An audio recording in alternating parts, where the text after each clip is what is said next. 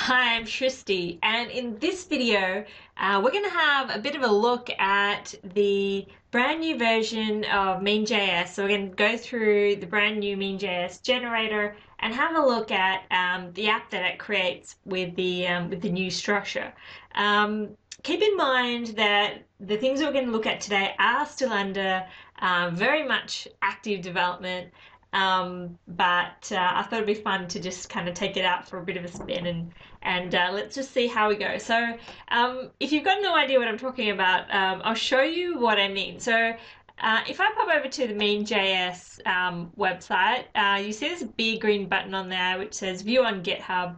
And over on GitHub is where all the source material for MEAN.js currently sits. And if we just pop over to this little drop down over here and just click on 040, that's one of the branches for the MEAN.js stack and structure. So you can actually go and have a look at the source files here as well.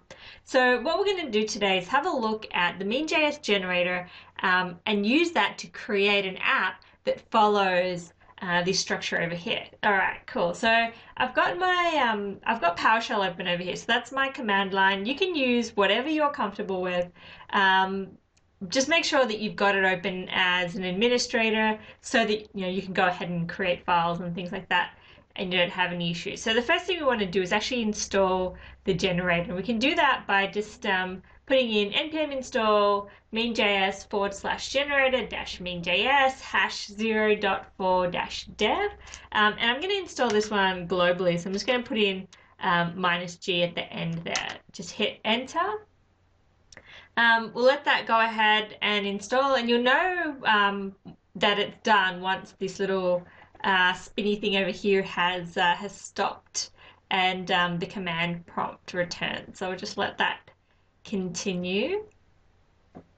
Okay, once that's done, you can see our command line's back, so we can give it some more prompts. What I'm going to do now is just redirect into the directory where I want to create my new app. So I've already created the directory. You can go ahead and do that either using Windows Explorer or the make directory command.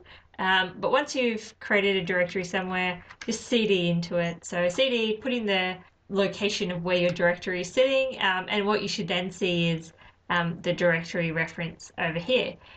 What I'm going to do now is use the Yeoman generator to go ahead and use our MEAN generator to help us pre-populate and set up the structure for our app. Now, if you weren't sure what to do next, one thing you can do is actually just type in yo. So if you just put in yo, hit enter, Yeoman will actually come back and say, hello, what would you like to do?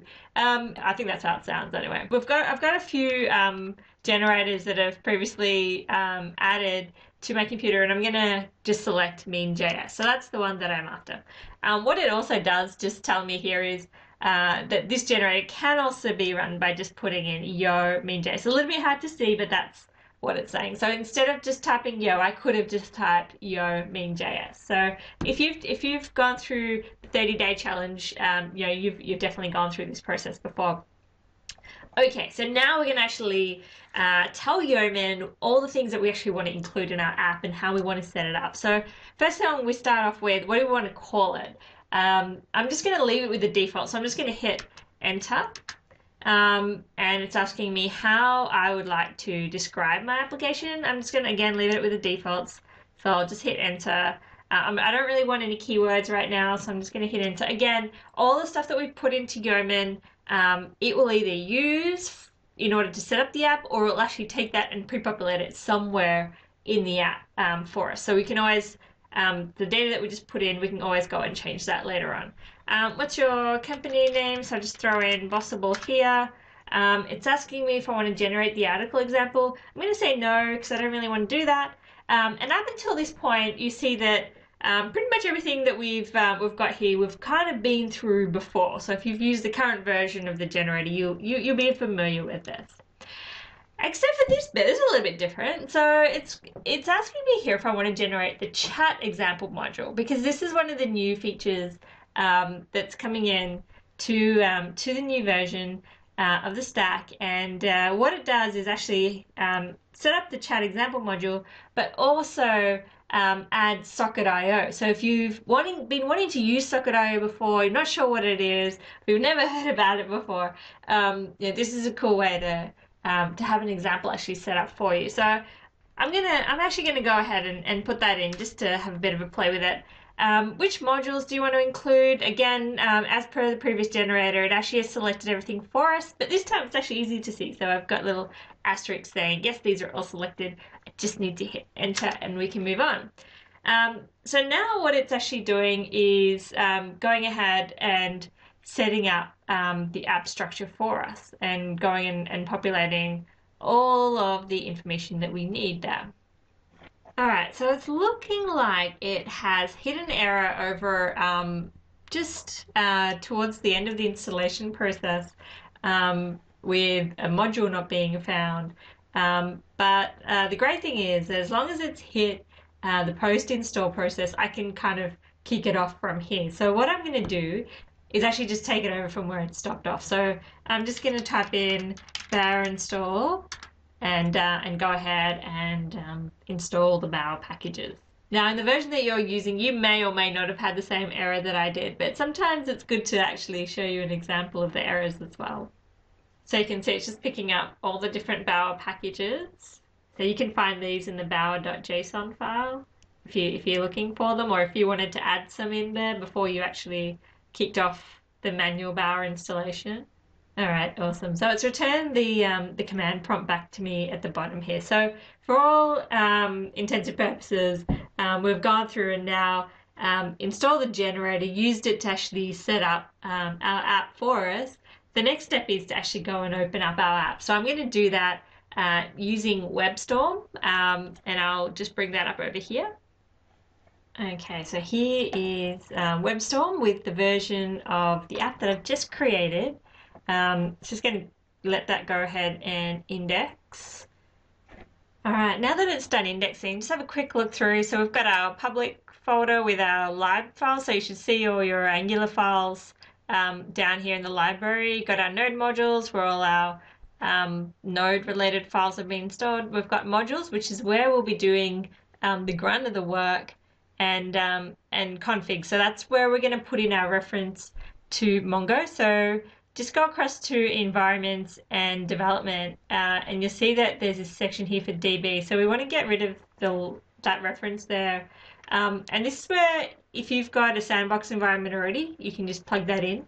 Otherwise, check out my video that actually takes you through the process of setting up a free Mongo database that's sitting on Compose that you can use as a sandbox.